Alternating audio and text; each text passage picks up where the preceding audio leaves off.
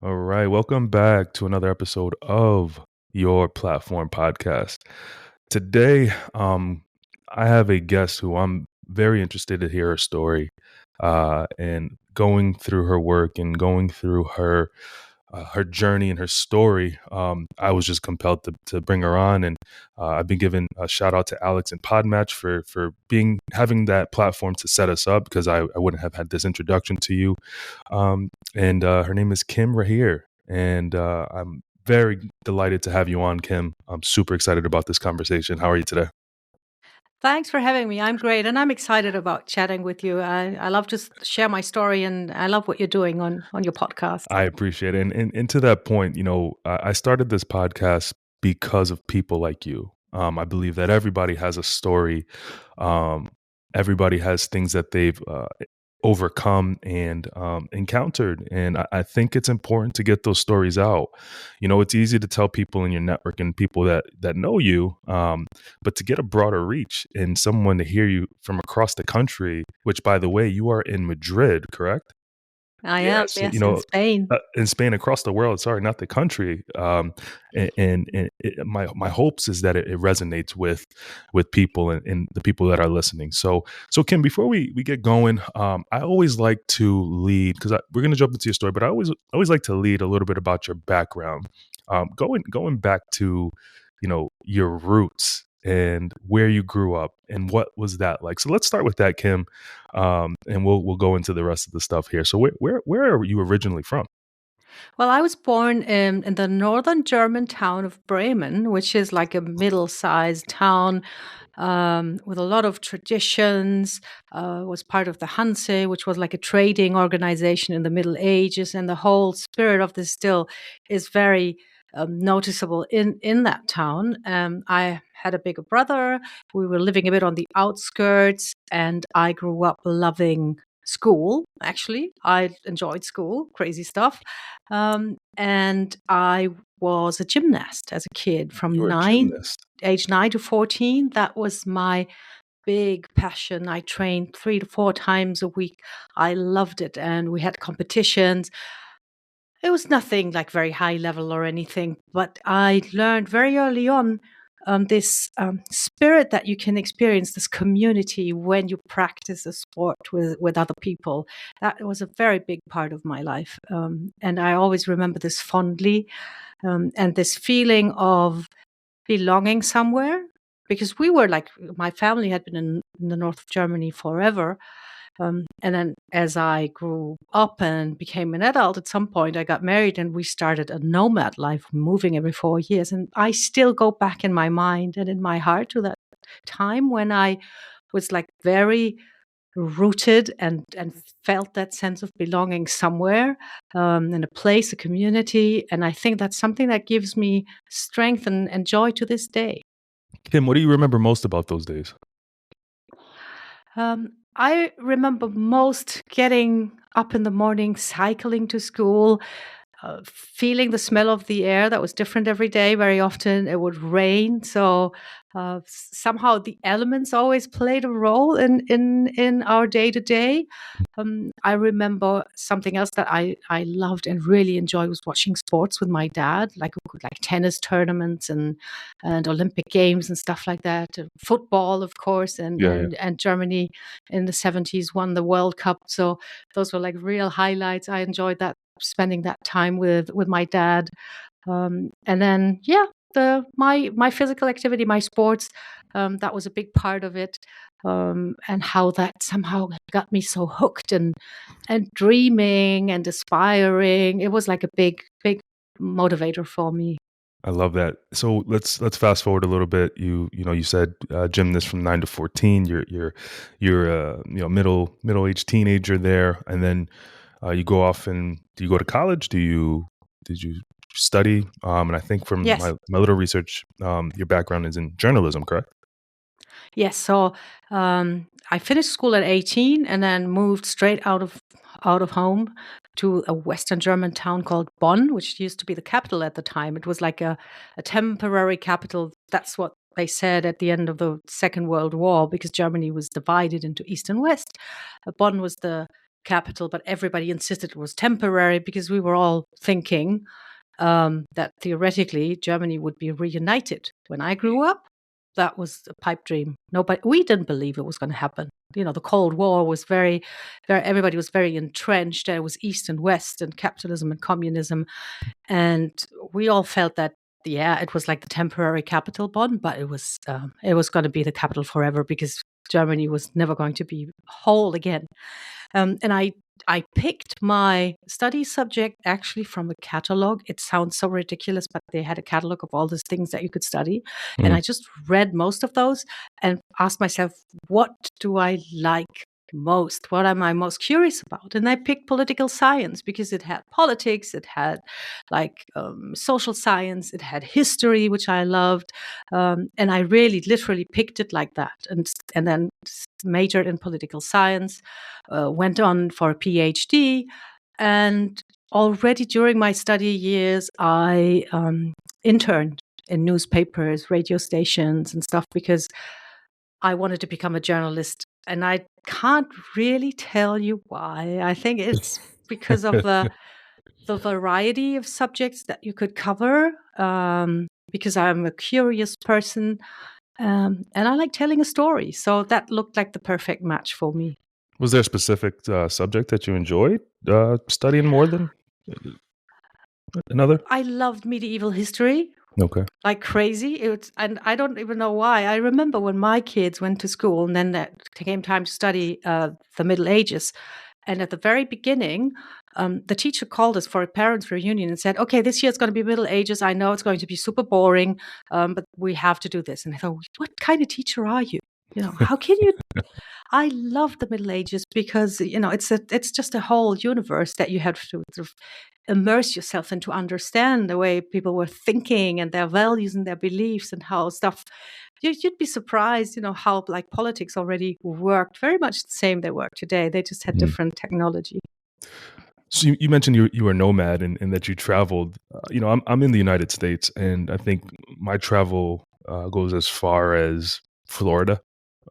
And I've been to several different states because playing college sports and whatnot. I've been able to do that. And my first time out of the country was for my honeymoon. My wife and I went to St. Martin for our honeymoon in 2019. It was my first time ever out of the country. And I'm always interested to learn about people's experience in different countries. And we don't have to dive in too much into the experience, but I'm curious, where have you traveled? Where have you lived in during your time? Oh, yeah. Okay. I just remembered that my husband and I once got this app where you could pin places you had been, and it was like a competition. Yeah. And it's like, I think we're in the 50s or something. We've seen so many countries. Already with my parents for vacations, we used to travel, and we used to travel abroad. So that was somehow something that was part of our family culture.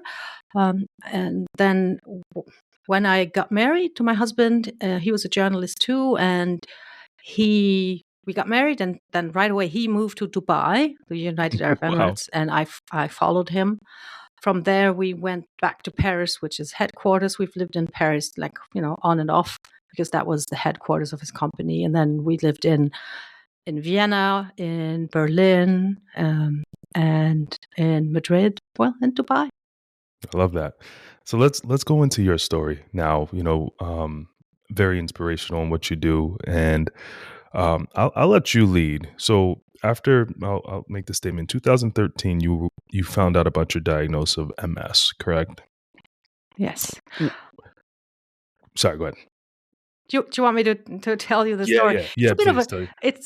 It's a bit of a saga. So, 2013 was kind of the low point. It started in 2008 when I had a first autoimmune episode, which was what they call a Guillain-Barré syndrome. At the time, they didn't know it was that. It's a one-off, so it comes and goes, which is less scary. But at the time, it was super terrifying because I was picking up my kids from school. It was in Berlin, and I was seeing double. And I realized something was very wrong. And when you have a little bit of a niggle in your knee or in your back in your 40s, you think, oh, that's okay. I can ignore my way out of this. But when you see double, it's a problem. went to the doctor, sent to the hospital, and I spent 6 weeks in hospital because they were trying to find out what it was. Because I had symptoms all over the place, they couldn't sort of put a name on it. They had this diagnosis that I told you, the Guillain-Barré. They came up with that like weeks and weeks later when they said, okay, it seems to be receding now, so we think it is this one-off thing. But during my time in hospital, after 3 weeks, I was completely paralyzed from the hips downwards. I could not wiggle a toe. And it was super scary. That was a very dark time. My oldest child was 10. I have 3 kids, and the oldest was 10, and I was in hospital. And it's so heartbreaking when your kids come and see you and you're in a hospital bed and you can't move. It's that was really actually, I didn't know at the time, but that was the beginning of my autoimmune story. And this feeling helpless, and sort of not like a normal human with your autonomy, that left a big impact on my mind. Because you can't decide anything in hospital, not when the light is on in your room, not when there is someone in your room, not when you go to sleep. I couldn't even decide when I wanted to take a shower or go to the toilet because I couldn't walk. Right. So that was terrifying and dark, and I knew I didn't want to go back to a hospital ever again. And then I got some treatment because it got better. I got the sensitivity back in my legs. I got some treatment.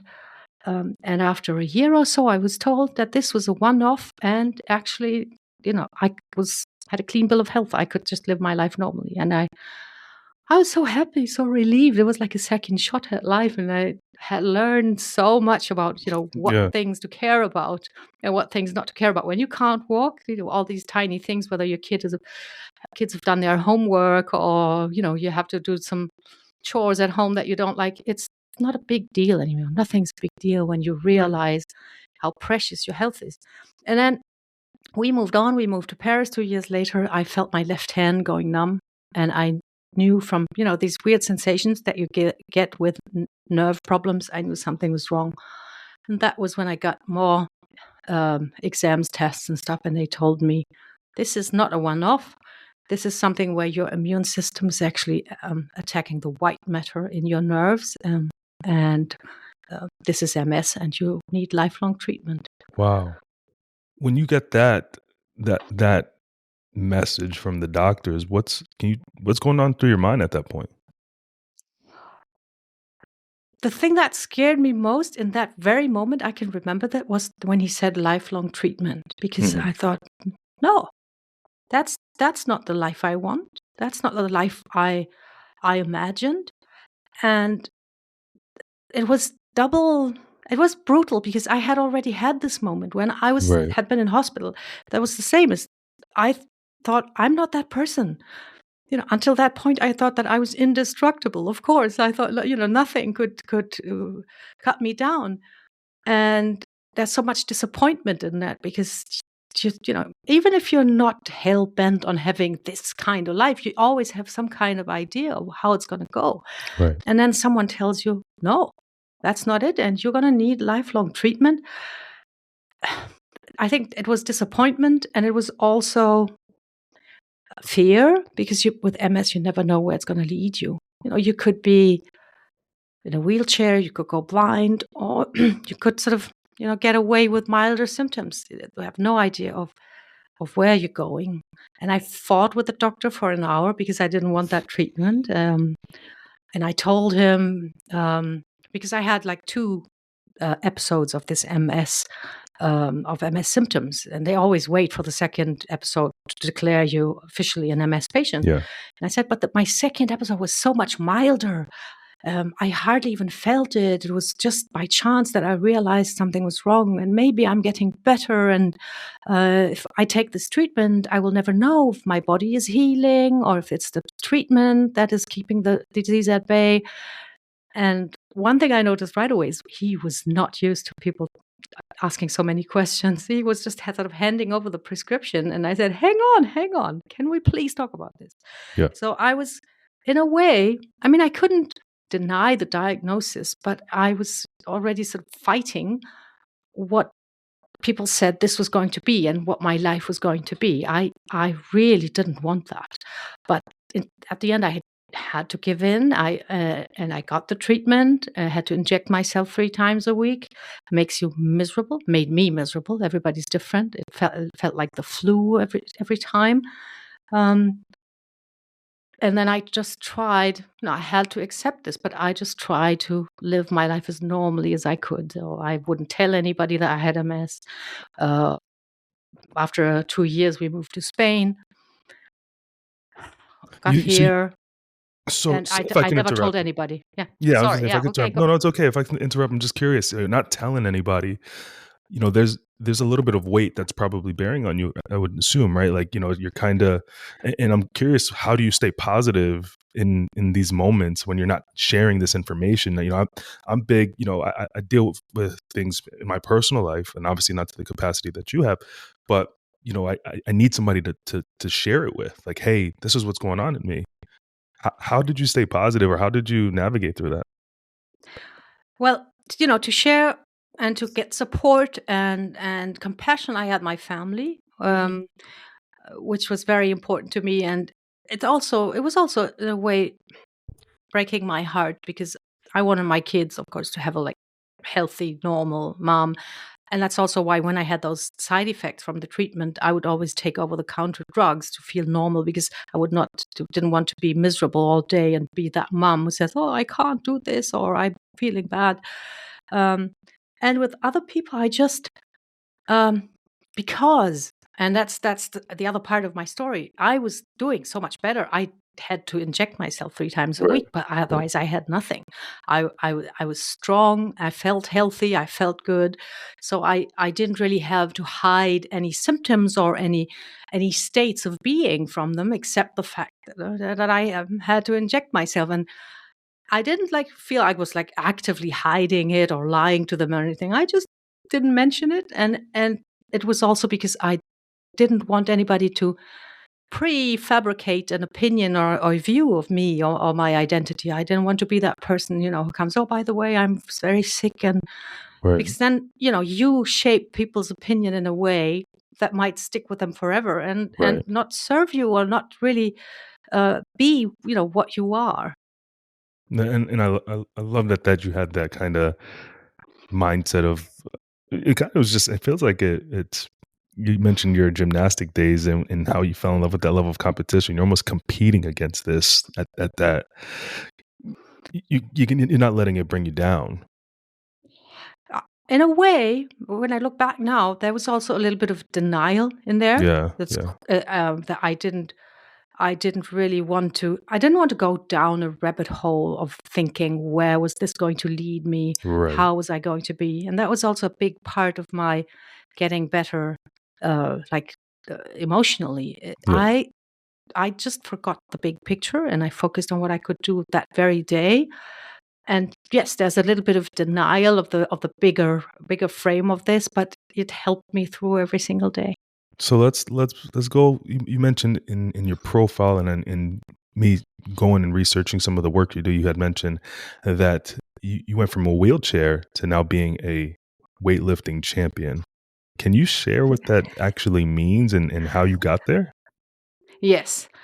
Um, and it's something I'm going to be honest with you. Until 2 years ago, I didn't actually grasp the what kind of path this was. It was for me. It was just my life and what I did. But now I take some time sometimes to look back, and I think that's incredible. So 2008-9, when I got out of hospital, I was in a wheelchair because I couldn't use my legs. I had no sensitivity in my legs at all, and I had to learn walking again. Took about 6 months, getting out of the wheelchair very carefully. Then crutches, 2 crutches, 1 crutch, and then more steps every day. That was very gradual.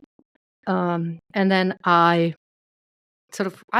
went to the gym then, but it was just like, oh, I have my old life back, and I do a bit of, a few machines in the gym and stuff. It was not like going through the motions, but a little bit like this, like going to the gym is part of a healthy life. So I'm just going to do it. And I'm Right. really grateful that I can do this. Then when I got the second diagnosis, I there was something that was triggered in me, and I just wanted to make myself insanely strong. I had this incredible desire to become like really strong. And I think it goes back also to the hospital days when I felt so helpless and so powerless. And I wanted to make sure that my body could like do all the things that I want to do. And it's also, when you have an autoimmune disease, you feel a little bit betrayed by your body because it's attacking itself and you don't even notice it. It's like your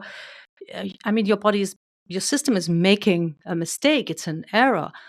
But you feel like, hey, come on, you're not supposed to hurt yourself. You're Right. supposed to, be there for me. Right. So I wanted to make sure that my body somehow also, I wanted to sort of master it, be in command of it. And I started lifting heavy. Very soon after my diagnosis, I had asked the doctor if I could go to the gym. He was very non-committal because doctors are not really trained when it comes to exercise. They don't really know what to recommend. Got myself a book, one of the first that said women should lift heavy too, and paid very good attention to form, how to lift properly, and then lifted to lift more and to lift heavier. And you won't believe how quick it goes, how fast you can change when you do that. Nothing but your confidence, the way you carry yourself and the way you feel in your body, that takes just a few weeks. You're like a different person. And then physically, I got better too, like very quickly. So that my checkup visits with a neurologist, they became like, rubber stamp. Yeah. Oh yeah, there you are. You look good. Good. You can go. See you next year. So curious, where are you now in your journey with it? Is it just, do you have to check in often with the doctors? Where are you with I have that? a yearly checkup, but I have been without treatment for 6.5 years because That's I found awesome. I found a great Spanish neurologist, and it's very out of the box. Nobody, or hardly anybody, ever tells you to stop the treatment. But I had no relapse. I was doing fine, and he said, "If you want to try without the treatment, I'm going to support you." And of course, That I is said yes. awesome. Congratulations. That's awesome. Thanks. Yeah, that's another. It's a second lease on life, and I'm not going to mess that one up. Yeah. So we got to Spain, and I was still going to the gym, lifting heavy. Found myself a PT who was very happy to work with me because I was one of the rare women who really wanted to lift and not just go there and shrink in the gym. And then one day he said, "Would you like to try Olympic weightlifting?" And the only memory I had of Olympic weightlifting was from watching sports with my dad when I was a kid in the Olympic Games. These like sort of fat old guys wearing weird leotards and lifting heavy shit over their head. But I was curious. I said, okay, let's try. And I tried it and I sucked at it because it's really very difficult. It's very technical. So you need strength and technique. And that's also what hooked me, because it's always a mix of how strong you are and how well you can execute the movement. And it's lifelong learning, one of my favorites. And I did that in a commercial gym with that trainer for a year, which is crazy because in Olympic weightlifting, you lift the weight overhead. There's two movements. The one is you lift it in one go. That's the snatch. And the other is in two movements. You put it on your shoulder first, and then you push it overhead, which is the clean and jerk.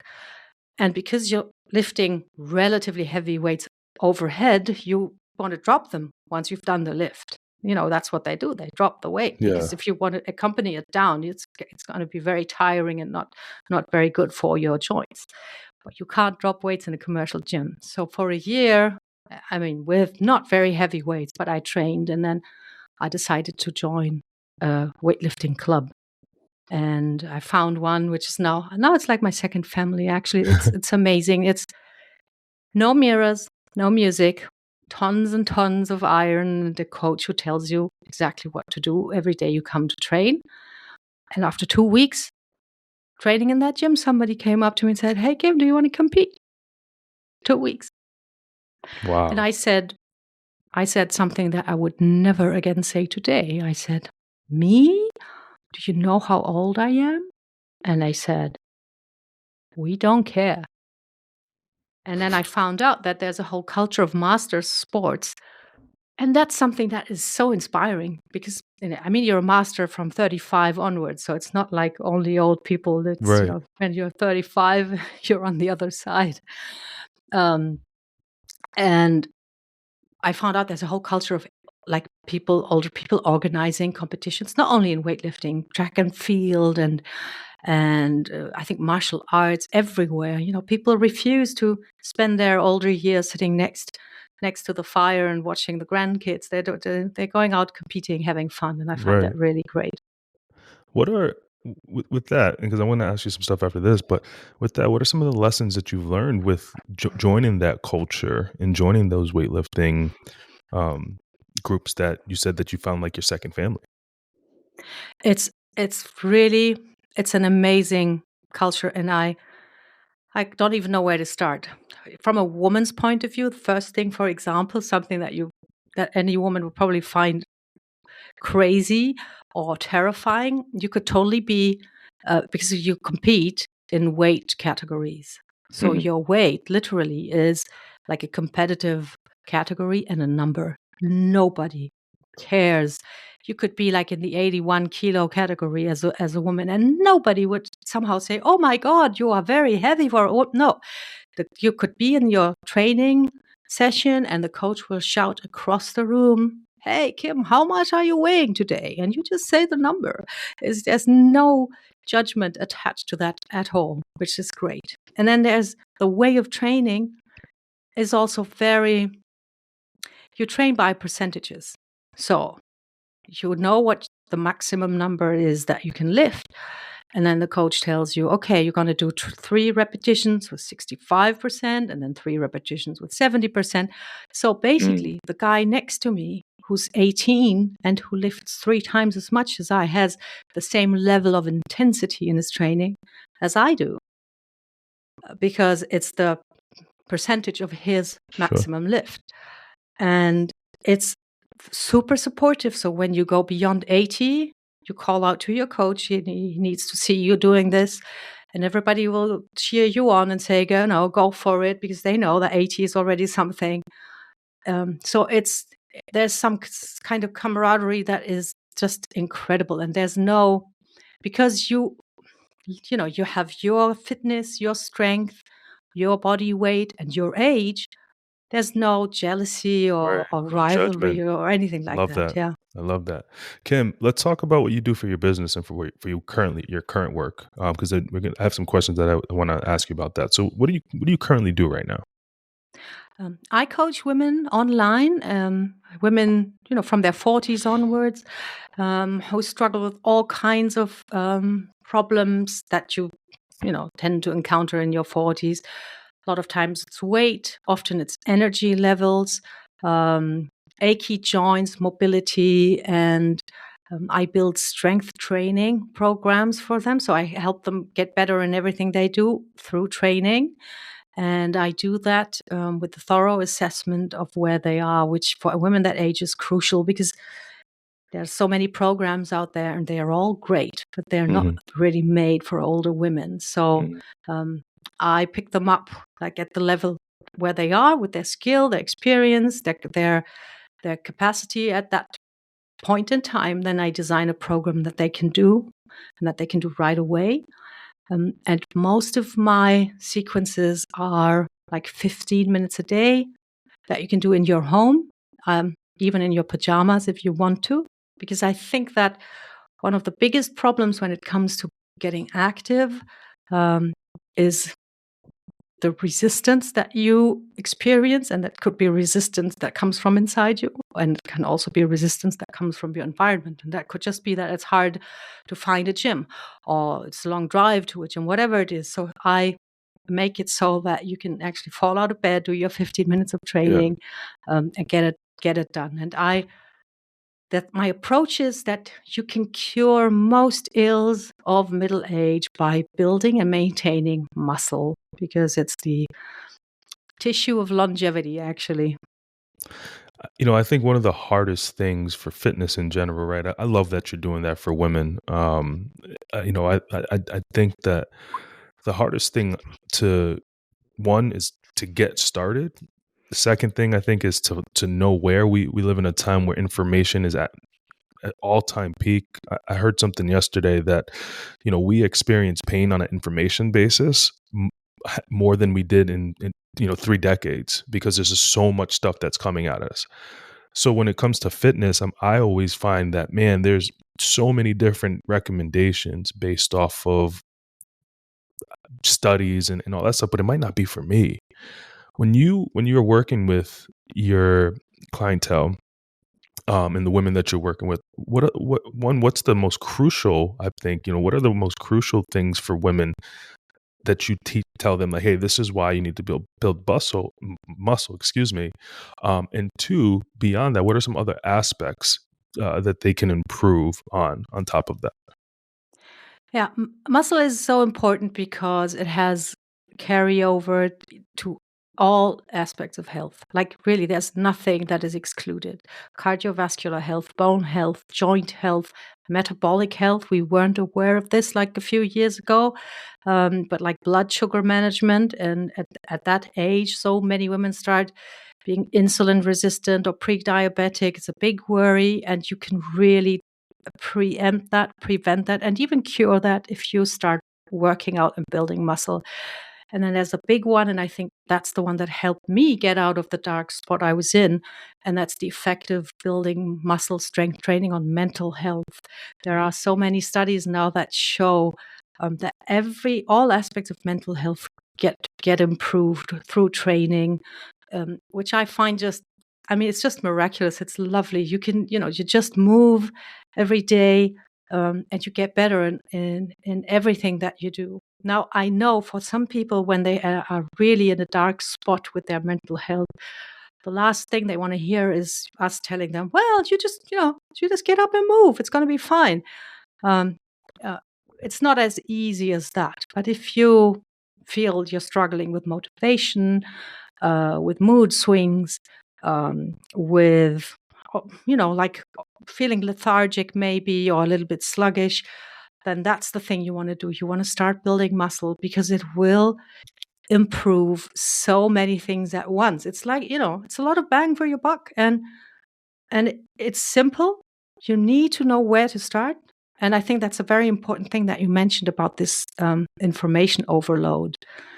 Because what do we do? Say I'm 50 something, I carry a few extra pounds, and I think, oh, I need to burn some fat. So I Google fat burning. What am I going to find? I'm going to find the most effective exercise for fat burning is HIIT training, high intensity interval training.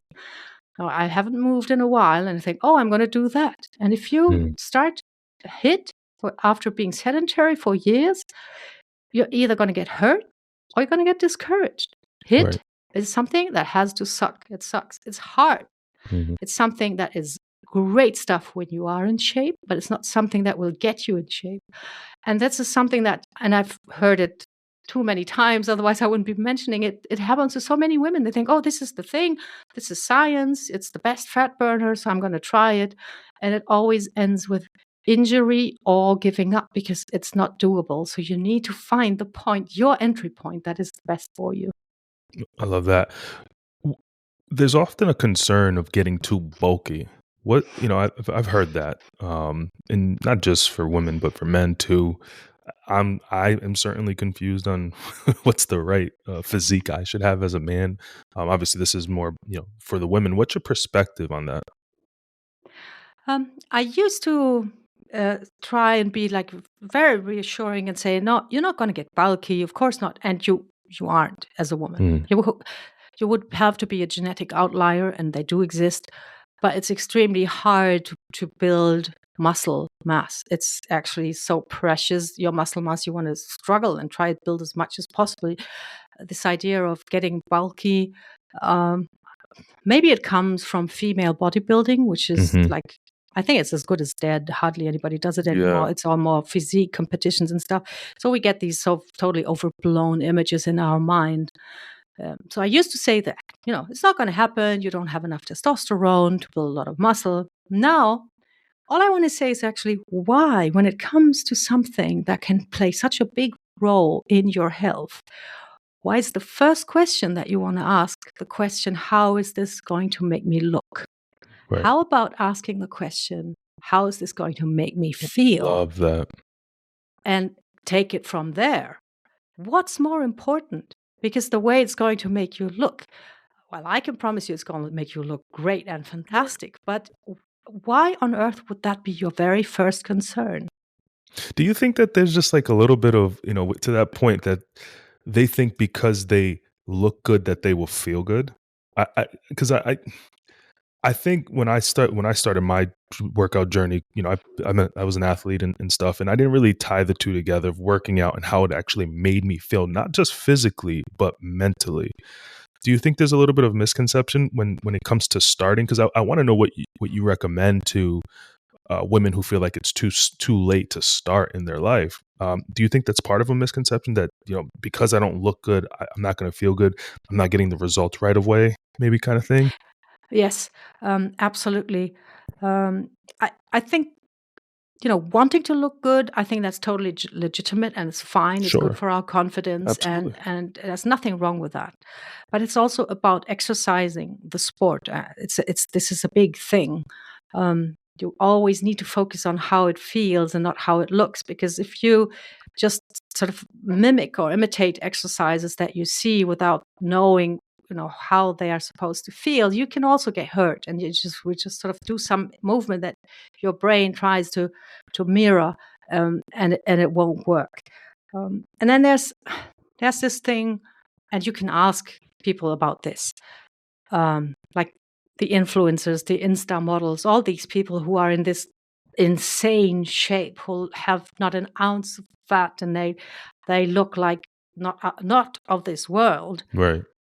Ask them how they feel.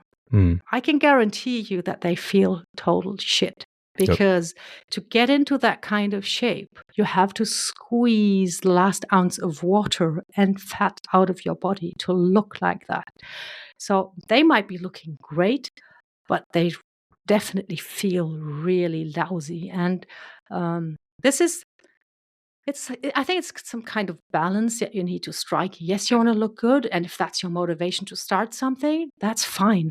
But always check back in with yourself. Ask yourself, how am I feeling, and how's it going to make me feel? Right. And I can tell you from working with women, yes, when they lose a few pounds or even 20 pounds, they're over the moon and they're very happy.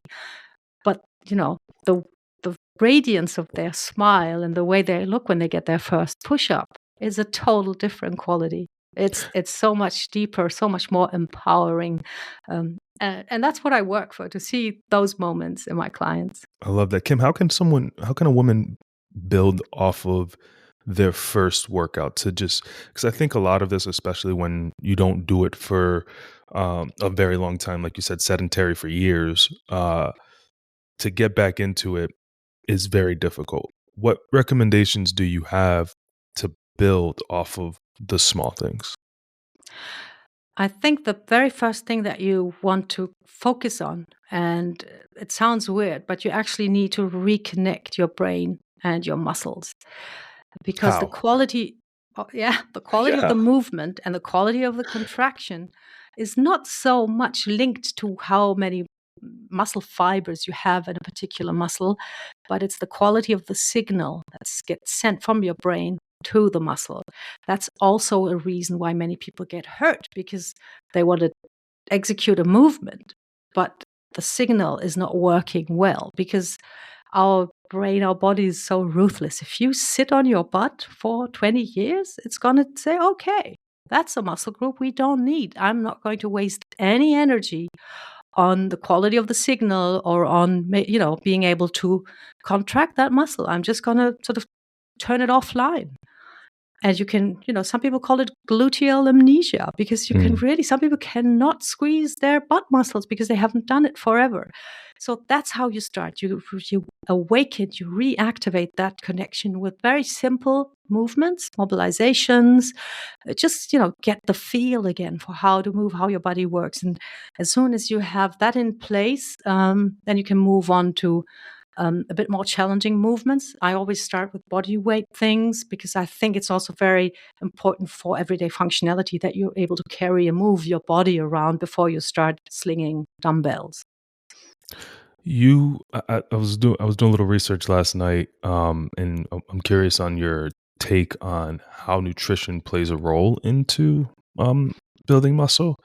Um, I think you had said, yeah, not said stop. You said stop trying to eat healthy, but it was more of along the lines of kind of same thing, build, right? Instead of trying to have this massive diet plan, maybe have, and you can correct me if I'm wrong, if I'm interpreting this the wrong way, but maybe pick a few vegetables from a vegetable fruit group, right? Broccoli, whatever. And I'm just curious how the nutrition piece does play into the role of how building strength and how the diet Yeah. change should be maybe kind of implemented. Yeah, it's actually it's very important. If you want to maintain muscle mass and bone density and all these things, you need to eat well. And that means you want to approach it, as you said, in a building, in a nourishing spirit. And for many women, that's a total, it's like putting the whole thing from its head on its toes, because the diet culture that is deeply ingrained in the women of my generation, and I think the ones that come after too, is that you somehow need to shrink, to restrict, to cut out foods. Sometimes I have a client at the beginning asking me, "So which foods can't I eat?" And I said, "I don't, there's nothing is off limits. You Yeah. want to just make sure that you get all the food that your body needs, which is for most women much more protein than they're actually eating. That's a big one. And then you need a huge variety of vegetables. A- and you can also, like you just said, pick a few that you enjoy and keep eating them. I'm actually a great fan of routines, and I think that some kind of boredom is actually good when it Yeah, comes to building muscle and eating well. absolutely. Um, because if you have like a few like safe staples that you know you like to eat and that are good for you and give you results, you can eat them over and over again. And there's also a problem if we approach food as like building blocks and nourishing, and we are helping our body perform. That's a great attitude. When we come to our food thinking, how can I make this a particular pleasure? How can I tickle my palate a little bit more like this? How can I make this more fun? How can I make this different? How can I make this more stimulating? Um, then we're sort of giving up control a little bit, and we're more prone to eating too much and eating stuff that will not help us Right. build muscle and stay fit. When so one thing I came across yesterday for on again because I'm preparing for the show, you wrote 3 habits that are keeping you from achieving your goals. What are those 3 habits? The first one is that you want to be perfect. You think black or white. Mhm. And this is, I think this is one of the biggest, because we start our day thinking, oh, I'm going to only have chicken and broccoli um, all day, and it's going to be great. And tomorrow I will have lost 2 pounds. And then the day goes sideways, and in the afternoon it's a colleague's birthday. They bring donuts. You have a donut. You think, oh my god, screw it.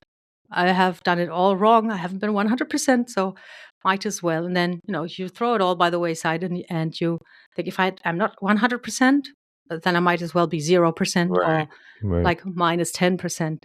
It's very common, and I think it's very human to think that way. And this is the first thing that you need to let go of, that you need to be perfect. You always want to make the best choice you can in any given situation. And that's very liberating, and much more realistic. And another thing that I think is quite dangerous is what you mentioned before. It's, trying to eat healthy. I talk to so many women who tell me, oh, I'm just trying to eat healthy. Now, if that's your goal, what does that mean exactly? Right. When you go to bed at night and your goal was try to eat healthy, what do you say? What do you tell yourself when you go to bed at night? Did I do this or not? You say, yeah, I tried. Okay, I tried. I didn't do it, but I tried. So that's my goal. So it's too vague. And eating healthy in general is also too vague. It doesn't get you anywhere. And eating healthy means something completely different Yeah. from one person to the next. If you have celiac disease, you can't eat, any kind of grains that are nourishing for some people. They are poison to you. Right. So there's nothing that can be called healthy eating for each and every one of us. We need to find out what works for you. And you also want to make sure that you have a goal that you can tick off in the evening. Did I do this or didn't I do this? So something that works much better is to say, I want to have 3 servings of vegetables today. And then it's very easy to say, did I or didn't I? It's easier to fulfill and easier to track. So we have a few minutes here, and I just want, it's in our conversation, I gathered there's been constant change in your life, from your adolescence to your teenage years to your adult years, from journalism into the weightlifting journey, obviously from your diagnosis. When you're working with your women, how do you encourage them to embrace change? That's that's a great question, and I think that's actually the sort of the cornerstone. You can embrace change by making it as small as possible. If it's voluntary change, you want to make it as small as possible, because everything inside you is going to say, change is dangerous. I don't want to go there. I don't know what this is going to be. I don't know what it looks like. Maybe I'm not really very happy where I am, but it's the devil, you know. And so if you change something that you want to achieve, make it as small as possible. If it's something that is sort of thrown at you, there's nothing you can really do. I think the most important part is always to ask yourself, what can I do now? Assess the situation. This is what it is. Don't go backwards. Don't wish for a better past. Don't complain. Don't compare what happened to your expectations. Look at what it's now and ask yourself, what can I do right now in this situation? It is what it is. And what can I do that will serve me in this moment? I love that, Kim. I have 3 questions that I want to ask you that I just came off the top of my head just now. So, first question that I have here is, what would you say to your 40-year-old self? Or if you came across yourself, your Yeah, 40-year-old self, what would you tell yourself? I'd say relax and enjoy the sights. What is the most important lesson you've learned in your life? That I can be out of the equation from one day to the next. That tomorrow is not guaranteed, so I better make the most of today. And lastly, how do you want to be remembered? As someone who was always curious, who was always open and always ready to help other people. I love it. Kim, we talked about your journey. We touched on, like I said, your earlier adolescence and what, you kind of enlightened me in your growing up and the gymnastics and your time you spent with your father. We learned a little bit about your medical diagnosis and the perseverance and the resilience you had to kind of push through that. And I loved hearing about that. And then your online business and what you do and how you empower women to get into their fitness journey and teach them the benefits of doing this, because it's going to, one, make them feel good, and the quality of life, right? Live a stronger, better life. I really appreciated this conversation. I'm glad we met and we're able to do this. But before we let you go, is there anything that I missed and that you wanted to share, that you want to share now? Is there anything that I could have maybe, if you were sitting in my seat, that you would have asked me? I don't think so. I think, Okay. you asked all the right questions. It Huh, was that's great. The one thing that I like really I keep insisting on, and that you gave me plenty of opportunity to say, is this thing that there's always something that you can do now. Never great. give up hope, but just focus on what you can do this very moment. And if it's just having a glass of water or a chat with a loved one, or a walk around the block, focus on what you can do now. Don't get scared by the big picture, and really make this day your day. And I think that's the most important part. And it also helps in understanding that it's never too late, because everybody has a now. I absolutely love it. Kim, where can people find you? The easiest way is to go to my website, which is kimrahir.com. And on there, there's a free assessment actually that you can take. It's a health and strength assessment where you can see where you are at. What I mentioned before, you want to find out what is your starting point. And once you take that, you get a few tips from me on what could be your next steps. Lovely. And I'll include that in the description for listeners. Kim, this was delightful. I really appreciate it. And I look forward, maybe we can connect and do this again sometime soon. Absolutely. Thank you so much for having me. Yeah, no problem. Thank you.